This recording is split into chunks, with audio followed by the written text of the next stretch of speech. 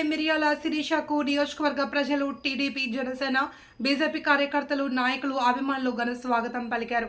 16వ ఆంధ్రప్రదేశ్ శాసనసభలో రంపచోడవరం శాసనసభ్యురాలిగా ప్రమాణ స్వీకారం చేసిన అనంతరం తొలిసారిగా రంపచోడవరం నియోజకవర్గానికి విచ్చేసిన మిర్యాల శిరీషకు సీతపల్లి అమ్మవారి ఆలయం వద్ద కూటమి శ్రేణులు గజమాలతో స్వాగతం పలికారు.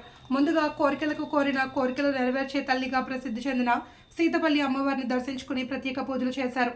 అనంతరం రంపచోడవరం, గంగవరం, అడ్డతీగల, రాజభూమంగి ప్రాంతాల మీదుగా విజయోత్సవ ర్యాలీ కూటమి శ్రేణులు, నాయకులు, అభిమానుల సమక్షంలో నిర్వహించారు. ఈ కార్యక్రమంలో గిరిజన సాంప్రదాయ నృత్యాలతో పాటు తీన్మార్ కార్యక్రమాలు ప్రత్యేక ఆకర్షణగా నిలిచాయి. ఈ సందర్భంగా ఎమ్మెల్యే మిర్యాల శిరీష మాట్లాడుతూ గడిచిన ఎన్నికలలో అధిక మెజారిటీతో గెలిపించిన ప్రజలకు ఆమె ధన్యవాదాలు తెలిపారు. గత ప్రభుత్వంలో ఏజెన్సీ ప్రాంతం ఏర్లో నిర్లక్ష్యానికి గురైందని, ఈ ప్రాంత సమస్యల పట్ల పూర్తి అవగాహన కల్పించడం జరిగిందని, వాటి సమస్యల పరిష్కారానికి అన్ని విధాలుగా కృషి చేస్తానని ఈ సందర్భంగా ఆమె తెలిపారు.